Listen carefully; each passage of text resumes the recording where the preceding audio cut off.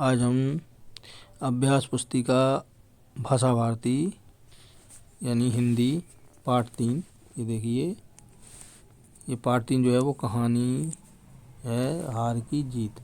इसके जो लेखक हैं वो सुदर्शन हैं। इसके हम प्रश्नों के उत्तर लिखेंगे। आइए देखते हैं पहला प्रश्न।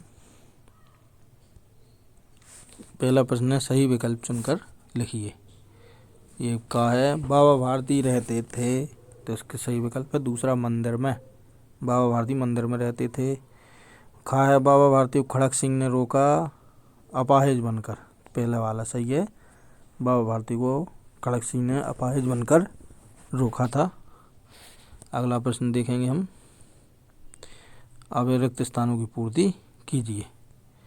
देखिए, जो उसे एक बार देख लेता है उसके हृदय पर उसकी छवि अंकित हो जाती है। इसमें छवि लिख लें। खा है, बाबा भारती और खड़क सिंह अस्तबल में पहुँचे, अस्तबल भर लें। गा, ओ बाबा इस कंगले की सुनते जाना, इसमें कंगले लिख लें। गा है, अब कोई गरीबों की सहायता से मुँह ना मोड़ेगा, गरीबों लिख लें। अब अगला प्रश्न देखते हैं। एक या दो वाक्यों में उत्तर दीजिए। प्रश्न नंबर का, बाबा भारती अपने घोड़े को किस नाम से पुकारते थे, तो इसका उत्तर है बाबा भारती अपने घोड़े को सुल्तान नाम से पुकारते थे। अगला है, खड़क सिंह कौन था, उत्तर है खड़क सिंह उस इलाके का कुख्यात डाकू था। खड़क सिंह बाबा भारती के पास क्यों गया था, इसका उत्तर है खड़क सिंह बाबा भारती के पास उनके घोड़े सुल्तान को देखने की चाह से गया था।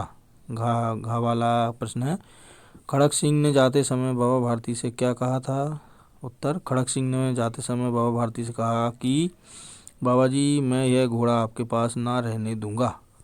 अगला प्रश्न है अणा, खड़क सिंह ने अपने को किसका सौतेला भाई बताया था, उत्तर खड़क सिंह ने अपने को दुर्गादत्त वैद्य का सौतेला भाई बताया था। तो इसमें दुर्गादत्त को सौतेला भाई बताया था। अब है अगला प्रश्न जो चौथा, 3 में से 5 वाक्यों में उत्तर लिखिए। 3 से 5 वाक्यों में उत्तर लिखना, यानी लघु उत्तरी ये बड़े प्रश्न है। प्रश्न नंबर का है, बाबा भारती की दिनचर्या क्या थी, तो उत्तर है बाबा भारती गांव से बाहर एक छोटे से मंदिर में रहते थे और भगवान का भजन करते थे। अपने घोड़े सुल्तान को अपने हाथ से खरेरा करते थे। वे खुद ही उसे दाना खिलाते थे। उस घोड़े के बिना उनका जीवित रहना असंभव ही था। प्रश्न नंबर है खा, विचित्र जानवर है, देखोगे तो प्रसन्न हो जाओगे, यह कथन बाबा भारती ने किससे और क्यों कहा, उत्तर विचित्र जानवर है, देखोगे तो प्रसन्न हो जाओगे, यह कथन बाबा भारती ने डाकू खड़क सिंह से कहा। बाबा भारती ने यह वाक्य इसलिए कहा कि खड़क सिंह को सुल्तान को देखने की चाह थी। जो भी कोई उनके घोड़े की प्रशंसा करता वे अति प्रसन्न होते और खुशी से उसके गुणगान करने लगते। गा नंबर का, अपाहिज ने बाबा भारती से क्या कहा, अपाहिज ने बाबा भारती से कहा कि ओ बाबा इस कंगले की सुनते जाना। वह वृक्ष की छाया में पड़ा करा रहा था और उसने बाबा से कहा कि वह दुखिया है, वह दया का पात्र है, उसे वहाँ से 3 मील दूर रामबाला तक जाना है, अतः उसे घोड़े पर चढ़ा लें, परमात्मा उनका भला करेगा।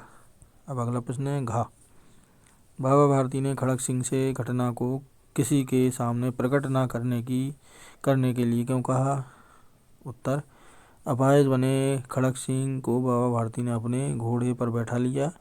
उसने घोड़े की पीठ पर बैठते ही लगाम को झटका देकर छीन लिया और घोड़े पर तनकर बैठ गया और घोड़े को दौड़ा लिए जा रहा है।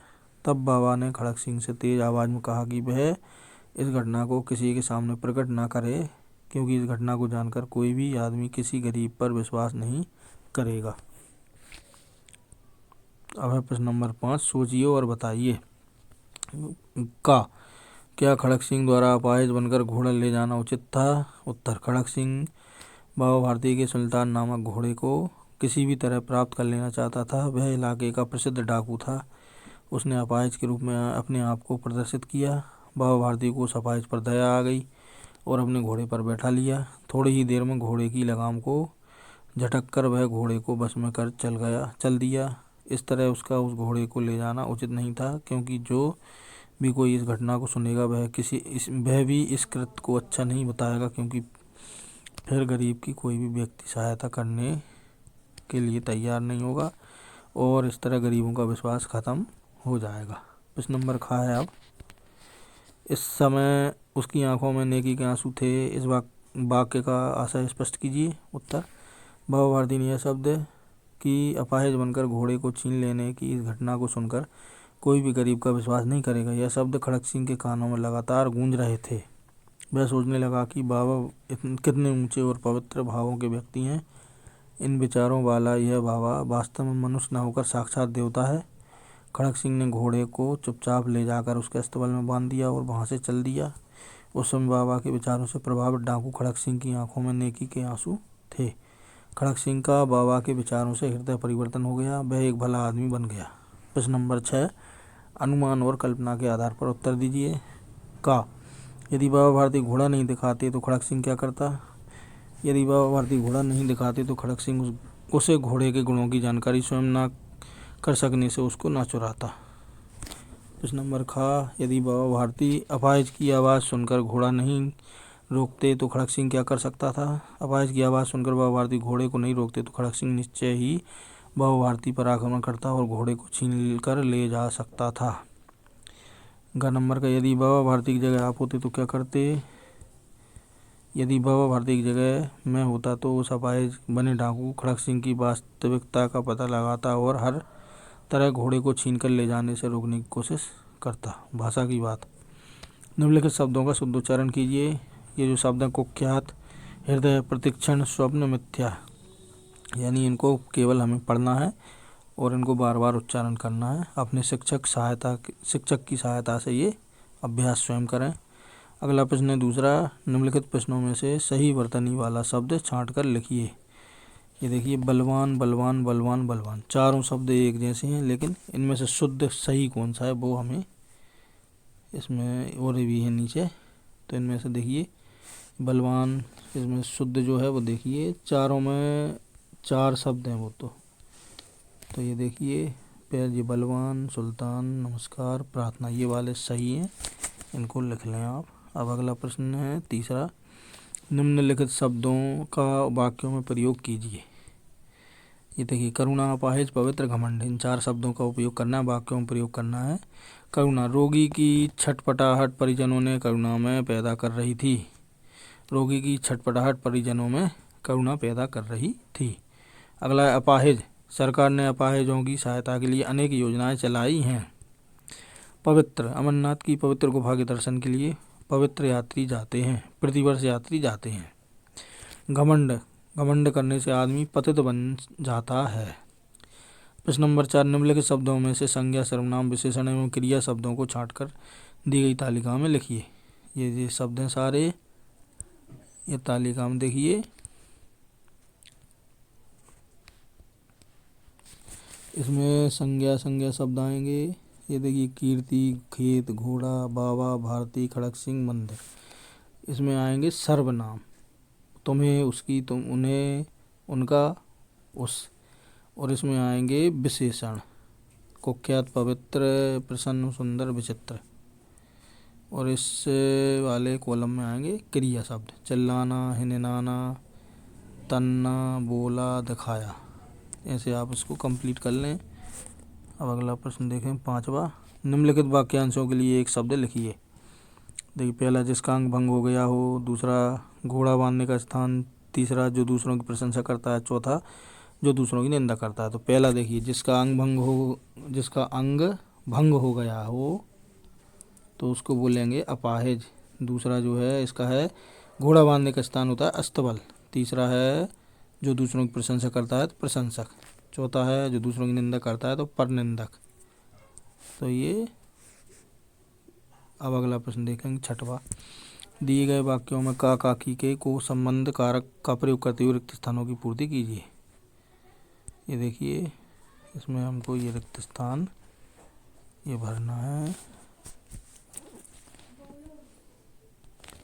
तो देखिए, पहला जो का है इसमें आएगा का। दूसरा, उन्होंने सुल्तान की ओर से मुंह मोड़ लिया, इसमें आएगा की। तीसरा है गा, रात्रि का तीसरा पैर बीत चुका था, इसमें का आएगा।